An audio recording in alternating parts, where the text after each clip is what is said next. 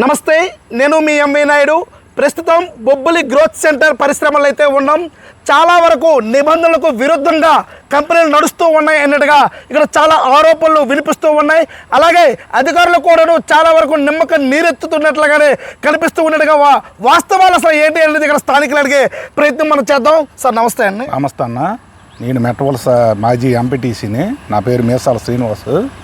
ఇక్కడ మీరు అన్నట్టుగా గోత్ సెంటర్ నిబంధనలు చాలా తక్కువగా ఉన్నాయి. ఎక్కువ పొల్యూషన్ బారిన పడి ఊర్లన్నీ తగలబడిపోతున్నాయి. దీనికి ఎవరు పట్టించుకోవడం కానీ ఏ ఒక్క ఇది కానీ లేదు. అలాగే మనం కొద్దిగా ఏదో చేద్దామని ఒక 22 సార్లు వరకు పొల్యూషన్ బోర్డుకి వెళ్ళి నేనే పర్సనల్గా దానికి కాగితాలు అన్నీ ఇచ్చి సమర్పించాను. కానీ ఏ ఒక్క నిబంధనలు వాళ్ళు రావడం వెళ్ళిపోవడం జరుగుతుంది. మరి ఏటి ఈలో వాళ్ళు టైఅప్ అవుతుందో ఏటి జరుగుతుందో తెలియదు. దాన్ని మనం పరిధిలోకి తెచ్చి ఏదో ఒక పెద్ద స్థాయిలోకి వెళ్ళి కోర్టుకు వెళ్ళినా సరే ఈ గ్రామాలు కాపాడాలని మనం మనస్ఫూర్తిగా ఏదో అలాగా సాధన చేయడానికి ప్రయత్నం చేస్తున్నాం. అలాగే కొన్ని గ్రామాలు ఉన్నారు, పెద్దలు ఉన్నారు, నేను పెద్దనే. ఈ పెద్దలు మేము ఒక సమిష్టిగా లేక దీన్ని ఆడి దగ్గర మనం పాలిస్ కొట్టి ఈడి దగ్గర పాలిస్ కొట్టి దీన్ని ఇలాగ ఇది చేసి పేదోడు పేనాలతోనూ ఆడుకుంటున్నాం. చాలా మట్టుగా ఇక్కడ ఉన్న లేడీస్ సమస్య, మెన్సెస్ సమస్య. ఏ స్త్రీకైనా సరే 30 days 32 days మెన్సెస్ రావాలి. అలాగే నేను కొన్ని ఆడవాళ్ళు మా ఇంట్లోని సమస్య కూడా చెప్తాను. 22 రోజులకి 20 రోజులకి వస్తుంది.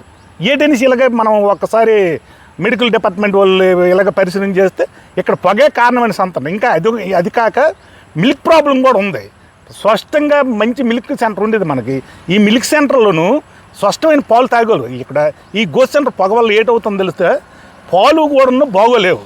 ఎందుకు? ఆవు పచ్చగడ్డి తినేటప్పుడు ఆ నల్లదాన్ని ఆ దూళ్ళు తిని ఆవు పాలిస్తుంది. గర్భసంచి కూడా ఆవుకి నిలబడుతుంది కాదు.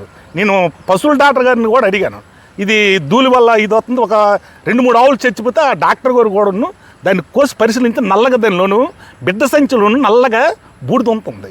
అది సమస్య గట్టిగా ఉంది ఇక్కడ. ఈ సమస్యని దానికి ఎమ్మెల్యే పట్టించుకోడు, పాత ప్రభుత్వం కూడా పట్టించుకోలేదు. ఏదో గోసండి ఉపాధి కాదని లేదు, ఉపాధి కావాలి. కానీ మనిషి ప్రాణాలతోని సెలగాటమైన ఉపాధి మనకు అక్కర్లేదు. దాన్ని నిబంధన చేసి ఎమ్మెల్యే గారు, ఎంపీలు వీళ్ళందరూ చర్య తీసుకోవాలి. మనం ఒక్కలం కాదు. ఇది పక్కన పెట్టి ఏదో మనం అసెంబ్లీలో మాట్లాడాం, అక్కడ మాట్లాడామని అవి కాదు.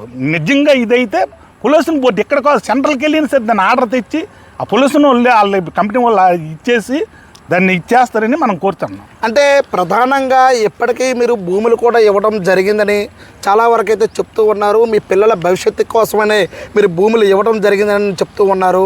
అయితే ఇక్కడ స్థానికులుగా మీకు ఉద్యోగ అవకాశాలు ఏమైనా కల్పించే అవకాశం ఉందా? ఇక్కడ ఉద్యోగాలు అంతే ఏటుంటాయి. ఉద్యోగాలు మామూలుగా ఇక్కడ ఉన్న ఉద్యోగాలు ఎంప్లాయర్ ఉద్యోగాలు అయితే మనకెవరు వెళ్ళు. ఇప్పుడు వాటి నుండి రాజస్థాన్, ఒరిస్సా వాళ్ళు, గిరిసా వాళ్ళు వచ్చి వాళ్ళు స్థానికంగా చేస్తారు.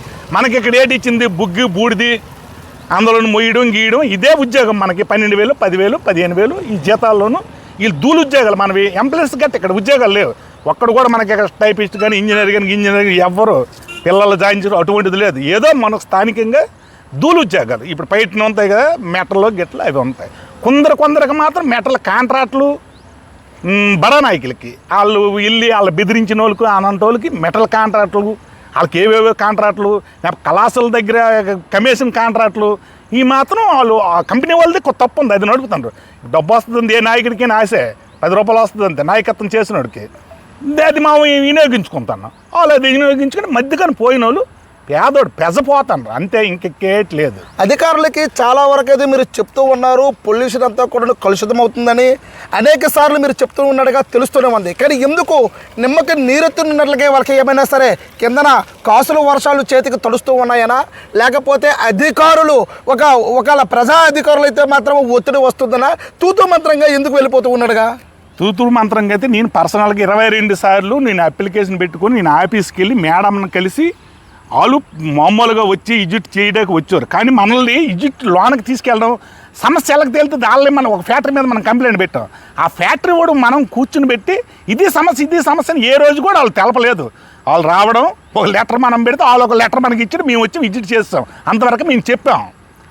అదే జరుగుతుంది. కానీ ఇప్పటికీ నిజంగా ఇక్కడ పరిపాలనా తీరు మారలేదు, దాని నిబంధనలు తప్పుకోలేదు. వాళ్ళు అలాగే పాత రోజులు ఎలాగొని అలాగే పొగలు అన్నీ ఇలాగ తిరుగుతుంటారు. ఇంట్లో మేడల మీద కూడా తిరగాలేము, మొత్తం పొగ.